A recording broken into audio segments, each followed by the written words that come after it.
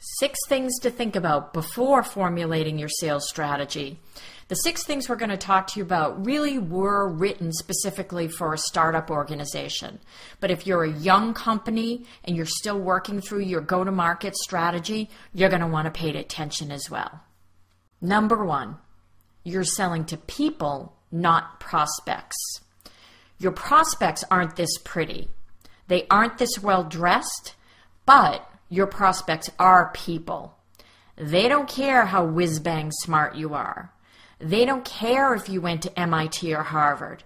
But they do go to work every day, and they do care about 2 things. 1, how can I make my company be more successful? And 2, how can I personally be more successful? Let me give you an example from our personal lives that illustrates this point. Selling to a prospect looks like this. The 2x2 marriage value matrix. Great data, but it's simply logical, orderly, and worse yet, sterile. But selling to a person looks like this. You want to communicate on an emotional and completely relevant level. You want to tell the bigger story of what a relationship with you could look like. Number 2, establish a beachhead. When we start working with a new client and we ask them, what is your target market? And they say, oh, the SMB space or Fortune 500, or worse yet, we're a horizontal play, we know we have a lot of work to do. So please repeat after me. Those who focus are those who win. Venture capital firms get this. When you go for funding, they're going to ask you, what's your target market? What functional areas are you targeting? What do they care about? You need to have an intimate knowledge of your market, and to do so, you need to have a beachhead. You start with your ideal customer profile. You start by answering these questions. Once you answer these, you can then move on to the tactical things like verticals, number of employees, revenue. But you have to answer the strategic first. And you have to answer those questions in terms of selling to people, not prospects. Number 3, one size does not fit all. You are not Salesforce.com. So don't try to model what they're doing, or worse yet, what you read they did back in the day. You need to build a sales model based on one thing and one thing only: how your buyers buy. Buyers are busy and they're distracted. Every communication you have with them needs to be filled with value and all about them, or you'll not get heard. There's a stat floating around that buyers complete 70% of the buying process before they talk to sales. Self-education is now part of the sales process. Finally, there's rarely just one decision maker. Even the CEO now makes decisions by consensus. Your messaging and sales process needs to be adapted for multiple buyers.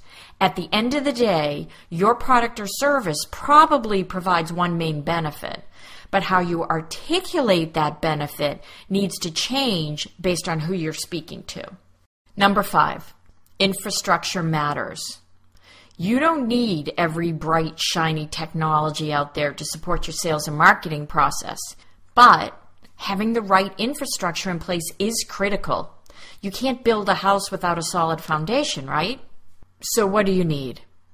A kick-ass CRM first of all. Next, great data. What do I mean by great data? You need not only company information, but also contact names, titles, direct dial phone numbers, and email addresses, plus whatever you can find out about them on social media. The one thing you can do to invest in the productivity of your reps is to invest in buying and cleaning great data. All the toys and tools in the world won't amount to anything if you don't have great data. Number 6, overhire smartly. Never let me hear the words, I'm going to hire some young, hungry reps and let them pound the phones.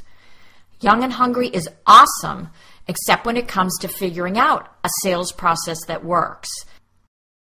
So what's Mark talking about here? Mark's talking about agility. He's talking about the ability to create new process, not execute a set process. So for your first couple of sales hires, go with experience.